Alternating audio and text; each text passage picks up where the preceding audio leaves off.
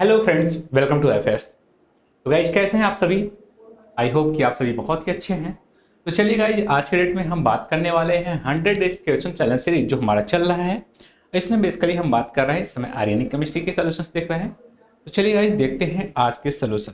But उससे पहले हम आप सबको देना चाहेंगे एक इम्पॉर्टेंट इंफॉर्मेशन।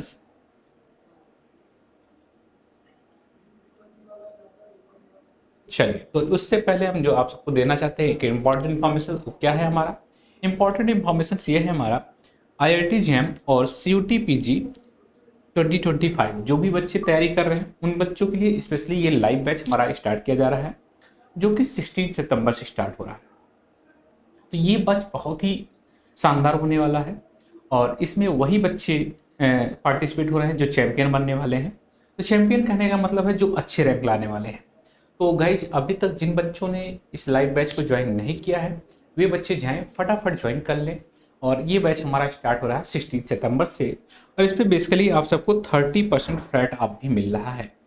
अगर आपकी बात करें 30% फ्लैट ऑफ मिल रहा है तो जाइए फटाफट इसको ले लीजिए गाइज।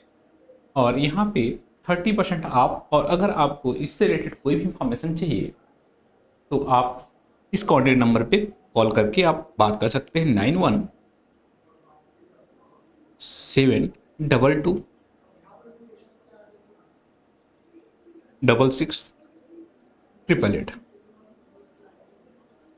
अगर आपको कोई भी क्वेरीज हो रिलेटेड टू आईआईटी और सीयूटी पीजी 2025 को ज्वाइन करने में तो आप इस कॉन्टैक्ट नंबर पे कॉल कर लीजिएगा, आपको यहाँ पे सारे इन्फॉर्मेशन मिल जाएंगे। और इस तरीके से आप ज्वाइन करके और यहाँ पे आप इस कूपन कोड को अप्लाई करना न भूलें। कूपन कोड है हमारा IFAS30। इस कूपन कोड को अप्लाई करने के बाद ही आपको ये मिलेगा। चलिए गाइस, तो चलते हैं हम आज के सॉल्यूशंस पे। तो क्वेश्चन हमारा क्या है, क्वेश्चन हमारा the compound in the reaction sequence. तो इसमें पूछा है रिएक्शन सीक्वेंस के बिहाफ पे आपको कंपाउंड डिफाइन करना है। इसमें यक्स के कंपाउंड क्या होगा, कंपाउंड यक्स क्या होगा। जैसा कि यहाँ पे ये कॉम्प्लेक्स दिया हुआ है और इसमें दिया है P2S3। तो इस केस में हमारा जनरली क्या होता है कि यहाँ पे हमारा हीट करने पे ये कंपाउंड कन्वर्ट हो जाता है थायोफिन में। आपके पास 4 कार्बन दिख रहा होगा, 1 2 1 2। और इसके बाद हमारा जो बचता है हमारा यहाँ पे ये जा करके P2S3 में सल्फर जो है इसके बीच में जाके बाइंड हो जाता है और कंपाउंड हमारा कुछ इस तरीके से बन जाता है। तो ये कंपाउंड हमारा थायोफिन बनता है। तो यहाँ पे थायोफिन बनेगा फर्स्ट स्टेप में। और उसके बाद क्या होगा, जब रेनिन निकल लेते हैं, रेनिन निकल के बेसिस में इसका हाइड्रोजनेशन होगा और सारे पोजीशन जो है हाइड्रोजनेशन होने के साथ साथ ये मॉलिक्यूल हमारा यहाँ से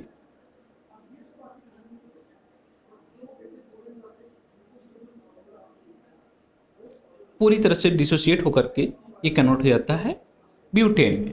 ये इस तरीके से हमारा कन्वर्ट हो जाता है in the presence of Raney nickel. तो इस बिहाफ पे जो करेक्ट ऑप्शन होगा इस क्वेश्चन का, राइट ऑप्शन जो होगा हमारा फर्स्ट ऑप्शन जो है राइट ऑप्शन है। इस क्वेश्चन का हमारा राइट ऑप्शन क्या है, फर्स्ट ऑप्शन जो है राइट ऑप्शन होगा। नेक्स्ट क्वेश्चन है हमारा the rate of nitration of the following aromatic compound decrease in the order.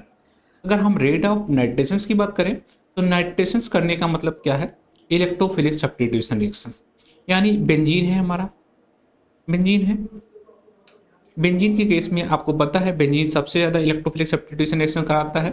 तो ये NO2 प्लस से रिएक्ट करना है तो इस केस में नाइट्रेशन कराना है। यानी ये नाइट्रेशन बहुत ही फास्ट होगा क्योंकि हमारा बेंजीन जो है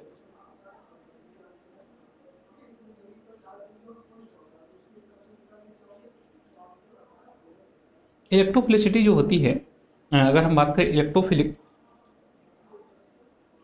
सब्स्टिट्यूशन रिएक्शन, सॉरी, बेंजीन जो होता है हमारा इलेक्ट्रोफिलिक सब्स्टिट्यूशन रिएक्शन देता है। बट उसके साथ साथ बेंजीन है, यहाँ पे पिरिडीन है, थायोफिन है, टोलुइन है। क्वेश्चन में पूछा है the rate of nitration of the following aromatic compound decrease in the order. अगर हम इस यहाँ पे बात करें इलेक्ट्रोफिलिक सब्स्टिट्यूशन रिएक्शंस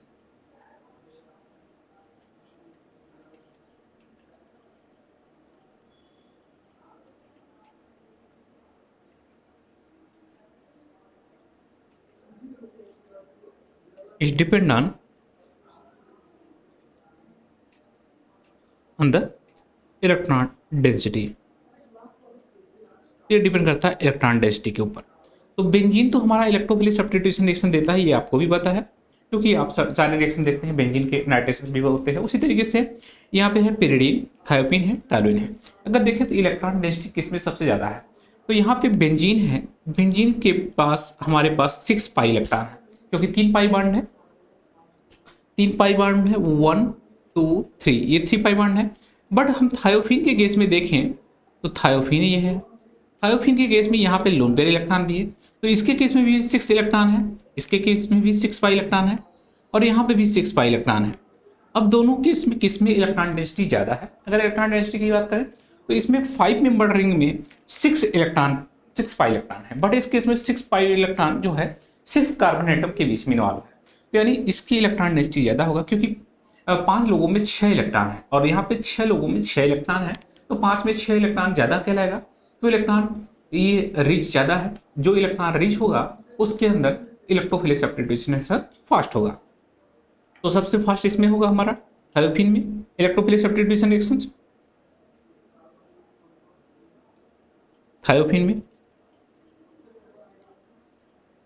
ये हमारा थायोफीन है। उसके बाद अगर हम बात करें तो जैसा कि पिरिडीन आप सबको पता है, पिरिडीन के स्ट्रक्चर में पिरिडीन जो होता है हमारा इस तरीके से है। अगर हम पिरिडीन की बात करें,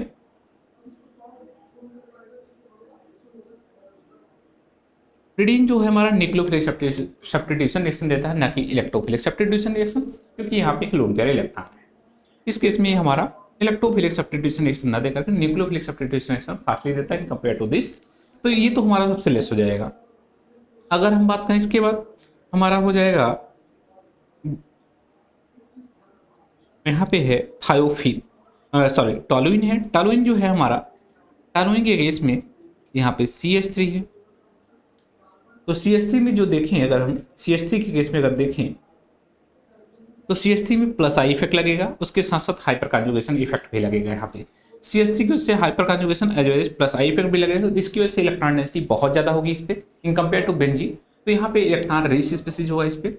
तो इसके बाद अगर हम देखें तो यहाँ पे hyper conjugation as well as plus I effect, इसकी वजह से इलेक्ट्रॉन डेंसिटी बेंजीन में इंक्रीज करेगा, तो इलेक्ट्रोफिलिक सब्स्टिट्यूशन रिएक्शन यहाँ पे फास्ट होगा।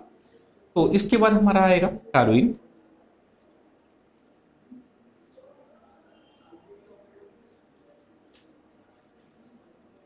उसके बाद हमारा बेंजीन, और बेंजीन के बाद हमारा आ जाएगा पिरिडीन। पिरिडीन में हमारा न्यूक्लियोफिलिक सब्स्टिट्यूशन रिएक्शन होता है, ना कि इलेक्ट्रोफिलिक सब्स्टिट्यूशन रिएक्शन। तो इस बिहाफ पे हमारा करेक्ट आंसर क्या निकल करके आया? सबसे ज़्यादा थायोफीन। थायोफीन किस में है? थर्ड में है, तो सबसे ज़्यादा थर्ड, यानी बी और डी तो कैंसिल हो गए, थर्ड।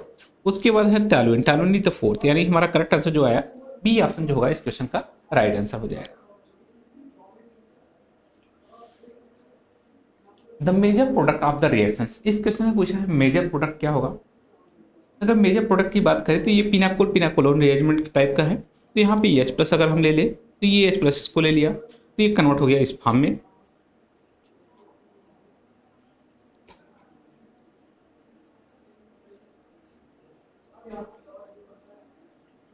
ये वाटर प्लस में हो गया। अब आप सबको पता है कि यहाँ पे हमारा जो है पिनाकोलोन रिएरेंजमेंट में यहाँ पे अगर हम देखें तो ये जो है इस तरीके से होता है यहाँ पे, और ये वाला बॉन्ड स्विच करके यहाँ हो जाता है और ये वाला मॉलिक्यूल रिलीज हो जाता है, और इस तरीके से हमें देखने को मिलता है कुछ इस तरीके से कंपाउंड। तो ये 6 मेंबर रिंग हो गया, 6 मेंबर रिंग हो गया, और यहाँ पे डबल बॉन्डेड O हो गया, कीटोन हो गया। और कीटोन के जस्ट बगल से यहाँ से जा रहा है ये वाला बॉन्ड, इसकी जस्ट एडजेसेंट पोजीशन से ये जुड़ा हुआ है, इसकी जस्ट एडजेसेंट पोजीशन से ये जुड़ा हुआ है, और यहाँ पे है 5 मेंबर रिंग, यहाँ पे हमारा 5 मेंबर रिंग। तो इस तरीके से हमारा प्रोडक्ट देखने को मिलेगा। तो करेक्ट आंसर जो हो जाएगा इस क्वेश्चन का हमारा ये ऑप्शन जो है राइट ऑप्शन हो जाएगा, ये ऑप्शन जो है राइट ऑप्शन होगा। जैसा कि पिनाकोलोन रिएरेंजमेंट में आप सब जानते होंगे इस तरीके से रहता है हमारा, और यहाँ पे R होता है। यहाँ पे हम जब वाटर लेते हैं तो यानी सॉरी एक एसिड लेते हैं तो ये हमारा H+ के साथ इससे बाइंड हो जाएगा, यहाँ पे वाटर हो जाएगा, और इस तरीके से ये लीप कर जाता है। ये मॉलिक्यूल हमारा कुछ इस तरीके से यहाँ पे हमारा सॉरी कुछ इसी तरीके से यहाँ पे हमें देखने को मिलता है बेसिकली। और ये जनरली रिंग के फॉर्म में है, तो वहाँ पे वो प्रोडक्ट हमारा कुछ इस तरीके से देखने को मिलता है यहाँ पे। तो इस यहाँ पे जो करेक्ट आंसर होगा इस क्वेश्चन का हमारा ये ऑप्शन जो है राइट आंसर हो जाएगा। चलते हैं नेक्स्ट क्वेश्चन पे। नेक्स्ट क्वेश्चन है हमारा इन द रिएक्शन सीक्वेंस। इस रिएक्शन सीक्वेंस में अगर हम बात करें तो सबसे पहला दिया है CH3CO CH2 COO C2H5। यहाँ पे दिया है एक बेस, कैसा बेस है C2H5O माइनस या Ne प्लस। ये बेस दिया है, इसका काम क्या है प्रोटॉन अब्स्ट्रैक्ट करना। ये जाएगा प्रोटॉन यहाँ से ले लेगा, कहाँ से यहाँ से एक प्रोटॉन ले लेगा, तो बचेगा क्या प्रोडक्ट हमारा CH3CO CH माइनस। और यहाँ पे क्योंकि ये वाला जो माइनस है ज़्यादा स्टेबलाइज है, मोर स्टिक प्रोटॉन है, मोर स्टिक प्रोटॉन, तो ये जाकर के फिर फर्दर इस CH3 से अटैक करेगा और प्रोडक्ट हमारा क्या बन करके आएगा CH3CO CH3 और फर्दर हमारा COO C2H5 ये प्रोडक्ट बनेगा हमारा। फिर फर्दर क्या रहा OH माइनस से अटैक कराना है। OH माइनस जो है अटैक करेगा, तो ये कहाँ पे अटैक करेगा हमारा, ये OH माइनस जो है हमारा यहाँ पे अटैक करेगा एस्टर मोइटी पे, और ये कुछ इस तरीके से होगा, फिर वापस आएगा रिवर्स होगा, तो ये मॉलिक्यूल हमारा बाहर निकल जाएगा और यहाँ पे ये एसिड्स के फॉर्म में कन्वर्ट हो जाएगा, एसिड्स के फॉर्म में कन्वर्ट हो जाएगा। तो इस यहाँ पे क्या बनेगा हमारा प्रोडक्ट हमारा जो बनेगा इसमें CH3CO CH CH3 and C++OH ये प्रोडक्ट बनेगा।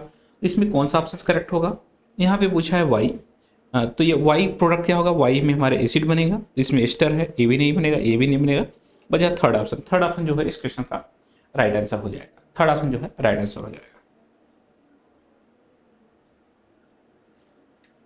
नेक्स्ट क्वेश्चन है हमारा the major product in the reactions. इस केस में पूछा है रिएक्शन में हमारा क्या बनेगा, तो ट्रेस ऑफ H2O लिया गया है, AlCl3 है, तो यहाँ पे क्या होगा हमारा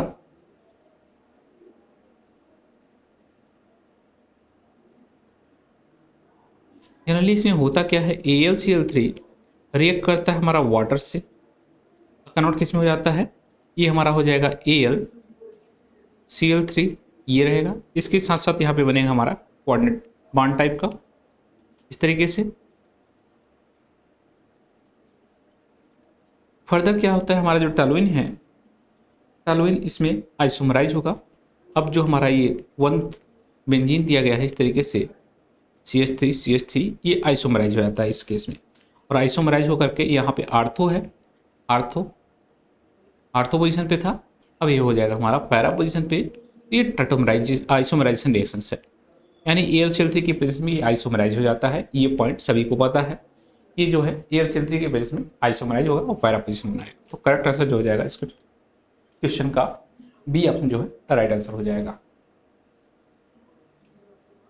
ओके गाइज, आई होप कि आप सभी को आंसर समझ में आए होंगे।